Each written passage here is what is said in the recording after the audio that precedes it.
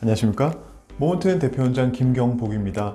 자, 오늘은 최근에 워낙에 이슈가 많이 되고 있고 좀 질문이 많이 들어오는 내용이어서 뿌리는 피나스테라이드 제제에 대해서 좀 설명을 좀 해드리려고 합니다. 피나스테리드의 논문에 나와 있는 효능에 대해서 이제 먹는 피나스테리드와의 비교를 좀 해보고요. 스프레이 방식은 좀 독특한 방식이기 때문에 어떻게 사용하게 되고 어떤 용량을 사용하게 되면 가장 효과가 좋을지 좀 설명을 해드리고요. 마지막으로 이 약의 부작용 그리고 한계점에 대해서 좀 간단히 설명을 해드리겠습니다. 첫 번째, 이 약의 효능에 대해서 이제 연구해 놓은 자료를 한번 비교 검토를 해봤는데요.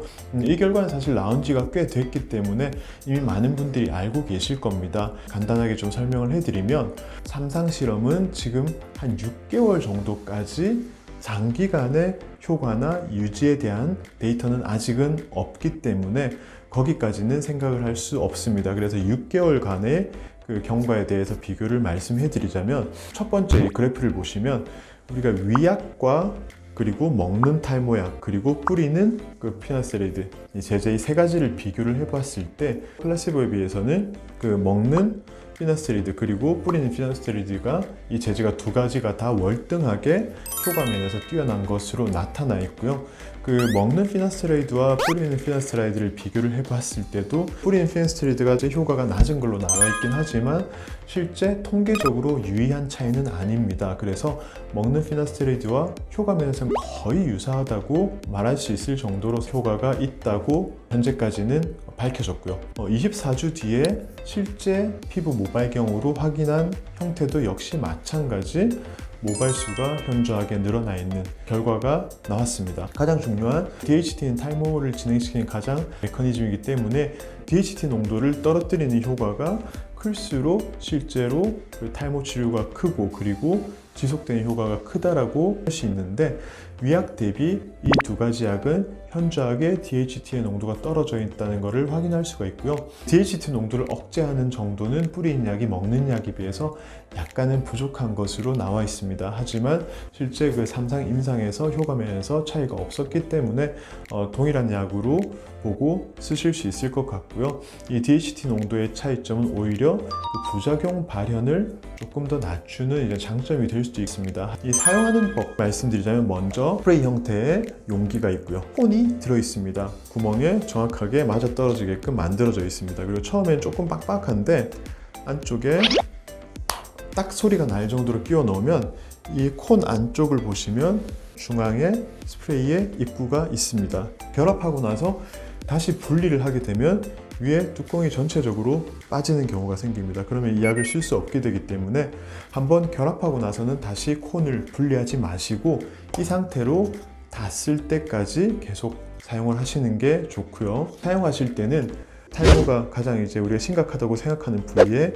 완전히 주변이 차단되게끔 머리에 바짝 콘을 붙여서 스프레이를 이제 분무를 하는데, 최초에 사용할 때는 세면대를 향해서 한 서너 번 정도 뿌려주신 이후에 사용을 하셔야 정확한 용량이 안정적으로 배출이 됩니다. 뿌린 부분은 잘 씻어내시는 게 좋습니다. 우리가 1회에 몇 번 정도 뿌리면 가장 효과가 좋을지, 여기에 대해서도 연구가 있는데요.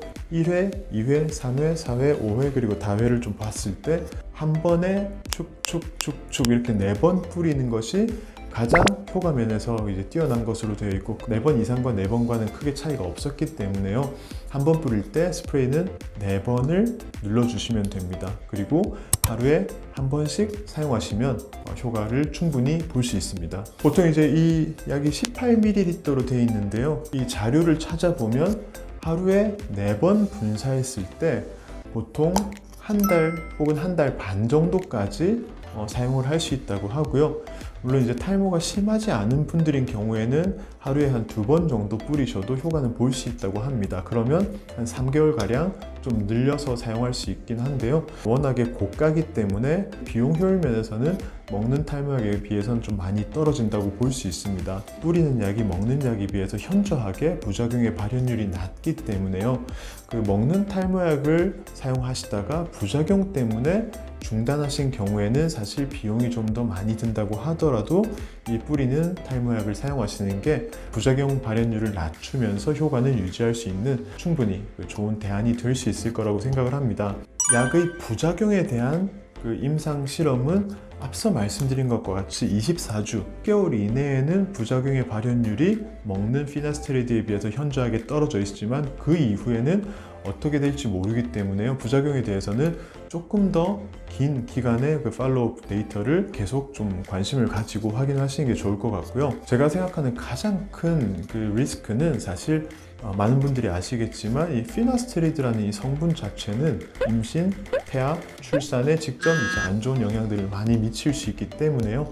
공기 중에 퍼져나가기 때문에 같은 장소를 공유하는 임산부가 있는 경우에 스프레이식의 피나스테리드를 사용하시는 것은 부작용을 유발할 가능성이 높아지기 때문에요.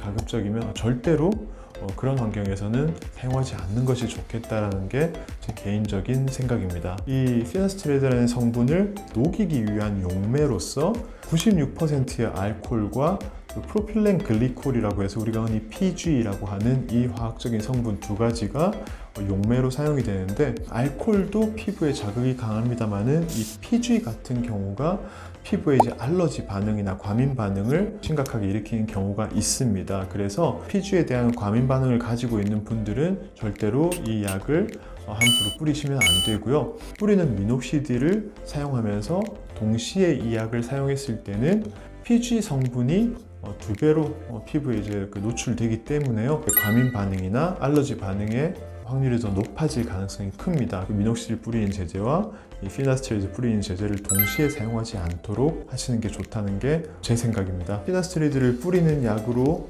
사용하는 거에 대해서는 많은 사람들이 좀 기다려왔던, 그리고 기대를 해왔던 제품인데요. 얼마나 실효성이 있을지에 대해서는 좀 여러 가지 의견이 분분했습니다. 제 개인적인 생각은 먹는 피나스테리드에 대해서 심각한 부작용을 경험하지 않은 분이시라면 먹는 피나스테리드를 그대로 쭉 드시는 게 효과 면에서도 그리고 안정성 면에서도 훨씬 더 낫다고 생각을 하고요. 아주 심각한 부작용 때문에 탈모약, 피나스테리드나 듀테스테리드를 드실 수 없는 분인 경우에 한정적으로 이 뿌리는 약을 사용하시면 충분히 동일한 효과를 볼 수 있을 거라고 생각을 합니다. 감사합니다.